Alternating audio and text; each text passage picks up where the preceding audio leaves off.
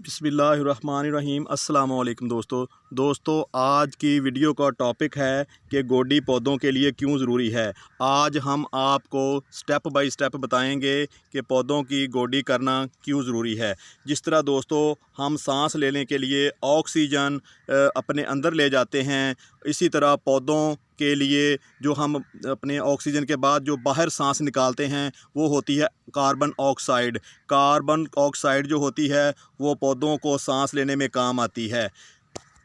दोस्तों पौधे सांस लेते हैं इन टिश्यू की वजह से। ये जो पत्ते होते हैं इनमें टिश्यू होते हैं, टिश्यू में छोटे छोटे मसाम होते हैं, मसाम की वजह से पौधे सांस लेते हैं।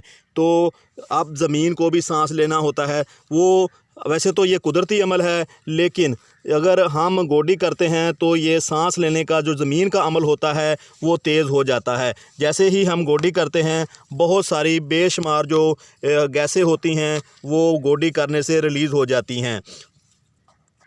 दूसरा जो मेन वजह होती है गोडी करने की, बहुत सारी जड़ी बूटियाँ जो होती हैं इनको तलफ़ करना भी हमारा मकसद होता है।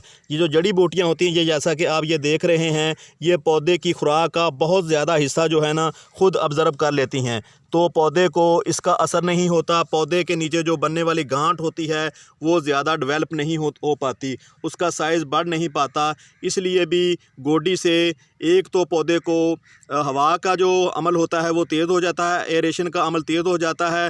दूसरा, जब आप इससे जड़ी बूटियाँ निकालते हो तो वो जड़ी बूटियाँ निकालने की वजह से पौधे के नीचे जो बनने वाली गांठ होती है या फ्रूट होता है उसका साइज़ दोस्तों बड़ा हो जाता है।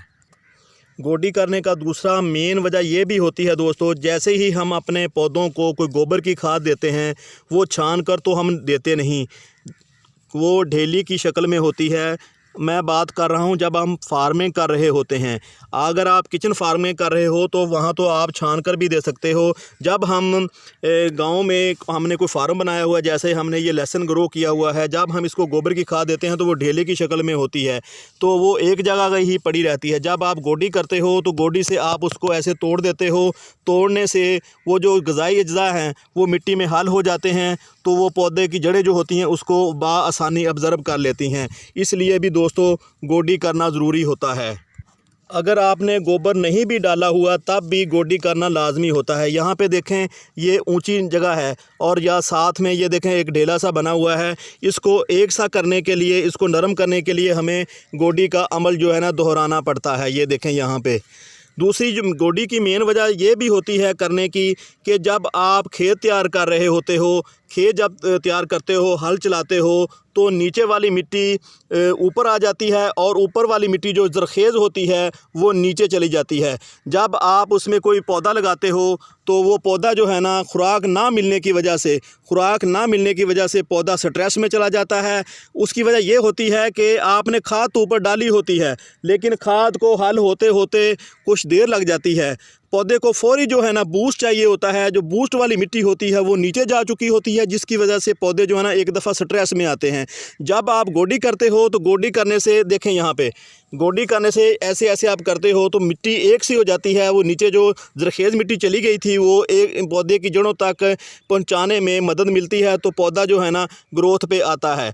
दूसरी मेन वजह जो होती है गोडी करने की दोस्तों वो ये होती है, जब आप कोई फसल बोते हो उसको पहला पानी लगाते हो, पहले पानी के साथ देखें यहाँ पे ये जो मिट्टी है आप देख रहे हैं ये पहले पानी के बाद हार्ड हो जाती है। जब भी आप इस बाद में कोई खाद देते हो या इसके ऊपर दोबारा पानी लगता है तो वो पानी नीचे ज़मीन में जज़ब नहीं हो पाता। धूप की वजह से, सूरज की रोशनी की वजह से वो पानी और जो भी फर्टिलाइज़र दिया होता है वो हवा में उड़ जाता है। इसलिए भी दोस्तों गोडी करना बहुत ही ज़रूरी हो जाता है।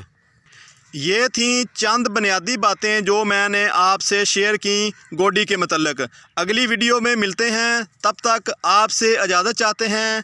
अल्लाह हाफिज़। अस्सलामु अलैकुम वरहमतुल्लाहि वबरकातुहू।